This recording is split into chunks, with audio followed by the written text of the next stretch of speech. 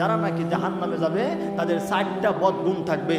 বদগুণের মধ্যে প্রথম নাম্বার হলো ক্বালু লাম নাকু মিনাল মুসাল্লিন, তারা দুনিয়ার মধ্যে মুসল্লি ছিল না, অর্থাৎ দুনিয়ার মধ্যে তারা নামাজ পড়তো না। হ্যাঁ, নামাজ পড়তো, কেবলমাত্র সপ্তাহে একদিন আপনাদের মতন আসতো, কিন্তু পরে দেখা যায় আসরও নাই, মাগরিবও নাই, সারা সপ্তাহই নাই। মুহাদ্দিসিনে কেরাম বলেন ওই ব্যক্তি মুসল্লি না। কেবলমাত্র দেখা যায় শুক্রবারে জুমার নামাজ পড়লে মুসল্লি হওয়া যায় না, কেবলমাত্র 1 মাস রমজান মাসে নামাজ পড়লে মুসল্লি হওয়া যায় না, কেবলমাত্র লাইলাতুল কদর আর লাইলাতুল বরাতের রাত্রিতে মসজিদের ভিতরে আইয়া মিষ্টি খাইলেই কিন্তু মুসল্লি হওয়া যায় না। তিনি বলে যে মুসল্লি হলো তারা যারা নাকি 5 ওয়াক্ত নামাজ জামাতের সঙ্গে পড়ে, যারা তারাই হলো মুসল্লি। তো এই বদগুণ যদি আপনার ভিতরে থাকে যে মুসল্লি এমন হইতে পারি নাই, খালি শুক্রবারে পড়ি, সপ্তাহে একদিন নামাজ পড়ি, তাহলে ইয়াদ রাখবেন আল্লাহর কোরআন যদি মিথ্যা না হয় আপনাকেও কিন্তু জাহান্নামে যেতে হবে।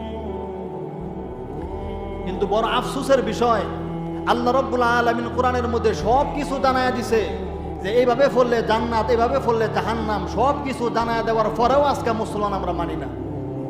তো আমাদেরকে কি করা দরকার চিন্তা করে দেখেন। একজন টিচার যারা নাকি স্কুলের মধ্যে শিক্ষকতা করে, ওই শিক্ষক যদি ছাত্রকে সব কিছু বইলা যায় যে আগামীকালকে তোমার ইংলিশ পরীক্ষা, এই পরীক্ষার মধ্যে এরকম এরকম প্রশ্ন আমি করব, সকল কিছু বইলা দেওয়ার পরেও যদি ওই ছাত্র যদি পরীক্ষার মধ্যে ফেল মারে, তাহলে ওই ছাত্রকে কি করা দরকার? পানিশমেন্ট করা দরকার।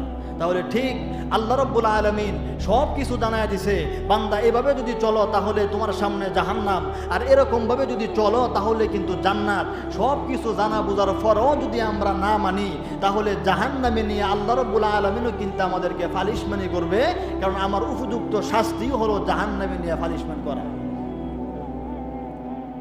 তো জাহান্নামে যারা যাবে তাদের বদগুণ, 4টা বদগুণের কথা বলছি। 1 নাম্বার হলো ক্বালু লাম নাকু মিনাল মুসাল্লিন, তারা দুনিয়ার মধ্যে মুসল্লি ছিল না।